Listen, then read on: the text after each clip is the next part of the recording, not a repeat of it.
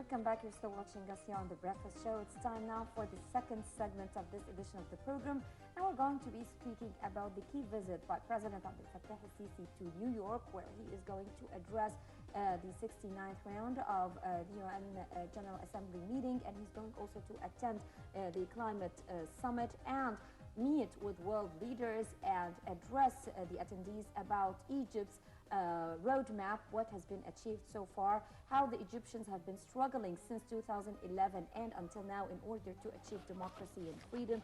Very important topics to be discussed, so we're very much delighted to have with us Dr. Mohammed Ghanim. He is an international legal expert and a political analyst as well. Good morning to you, sir. Good morning. Thank you. Good morning.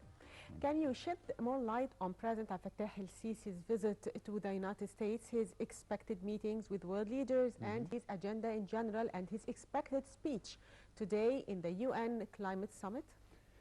To give a brief summary of the whole visit, I think it's very important to say that this is the first time that President-elect Sisi goes out to the international community in such a way.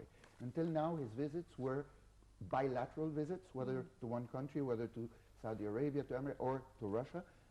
What will be happening the next 3 days is a maximum exposure and a maximum also opportunity to be able to relate to the international political community and to other world leaders. This is the overall title. But to break it down, I think the most important aspect of this 3-day visit is that Abdel Fattah al-Sisi will be addressing the international community on very key issues. I think today will be the climate summit, and I think for us as Egyptians, of course, it's important because our president is representing the Arab group to be able to give a point of view about the Arab nations, about third world nations, their expectancies, what they also look at. When we say third world, we talk about the developed world, what kind of a responsibility sharing there should be in the aspect of climate. But more important than the details, which I don't have that much to be very honest with you, is the fact that today our president is going in representation of the Arab group to give a word to the international community. So this is the first very important statement. The second very important statement is that we have a president, representative of the Egyptian population, going out to the world and speaking on behalf of the people. Very important. And I personally, and I think the whole world community, will be very attentive to see what is the clear message that the president is going to give. And I believe the next 3 days will be very determining for how Egyptian foreign relations will go in the next couple of years. That's how I think this 3-day visit is important, yes.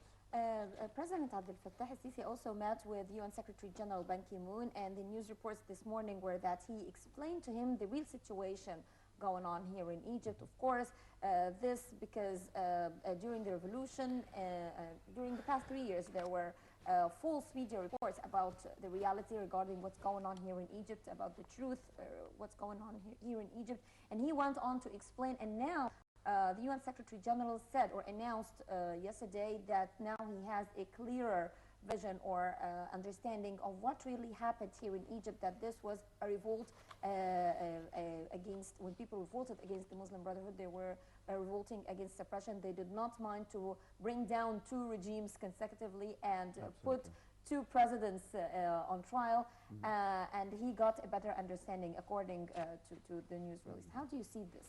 I think this is, again, it's almost more important, the little bilateral talks that President Sisi will be holding in the next 3 days than the speech he will be giving. I think the opportunity, I don't give too much weight to the headlines. He explained to him or he told him. I think it's really a matter of sitting down and talking together, of giving an approach or giving a statement or giving a message clearly one-to-one in small meetings with world leaders as Mr. Ban Ki-moon, the United Nations Secretary General. And I think this is a task that we have to address also in this fact that our president is the head of our diplomacy. Of course, the foreign minister is the head of our diplomacy, but in this sense, President Sisi is going to address the world community with an official message of the Egyptian government and of the Egyptian people.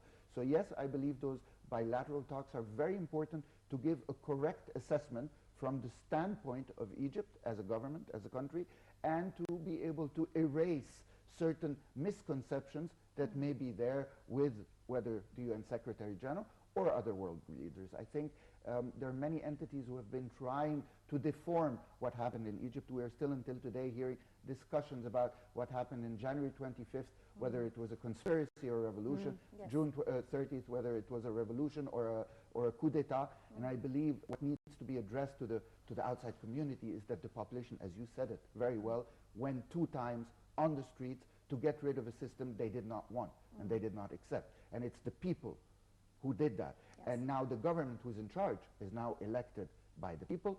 So actually it is, yes, a democratic process, which was in the middle taken by the people in their own hands, because President Morsi-elect, if we remember, was elected by the people, but when they saw that he was going the wrong way, they got rid of him. It's as simple as that. And this is a message that's important to give to the outside world, yes. Okay, upon U.S. request, President Fattah al-Sisi is expected to meet U.S. President Barack Obama. So how do you see this request by the United States and its significance?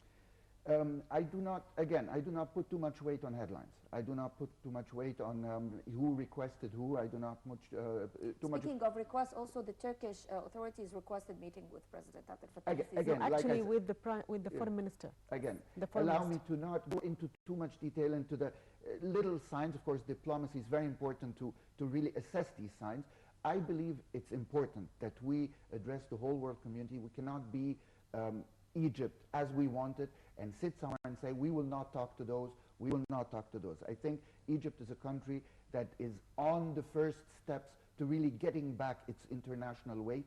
We will not get back our international weight if we sit down and say we will only talk with those, America is bad, Russia is good, Turkey is bad, this is good. This is not the way to play diplomacy. Diplomacy on the world stage, you have to have bilateral relations with all the countries. You have to be able to sit down and discuss matters in a sound way. So whether President Obama requested to meet President Sisi, or whether this is previously arranged, or whether President Sisi requested to meet with President Obama, what's important to me is the content of the talk, that they sit down, that he addresses the point of view of Egypt clearly, and not so much, that's my personal view, the headlines that we have been used to for 40 years, presenting that our president is always the one who's being demanded. I do not care about that. What I think is important is that President Sisi has an opportunity in the next 3 days to present an accurate and really objective point of view, how it is in Egypt, what the people did in Egypt over the last 2 years, and what steps we are taking forth or coming ahead. Okay, Dr. Ghanim, now one of the important topics to be tackled during the meeting is the issue of combating terrorism.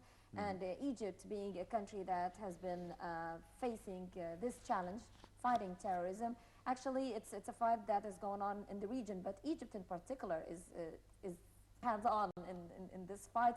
And President Abdel Fattah al-Sisi is going to be addressing this issue, how Egypt has been fighting terrorism, how the whole region has been threatened or still faces the threat of terrorism and extremism, and how some groups like the Daesh group are using religion in order to achieve political interests. How do you see this? I think terrorism is a global, let's say, phenomenon. It's very strange. Every country that's hit by this phenomenon takes it as its vital issue.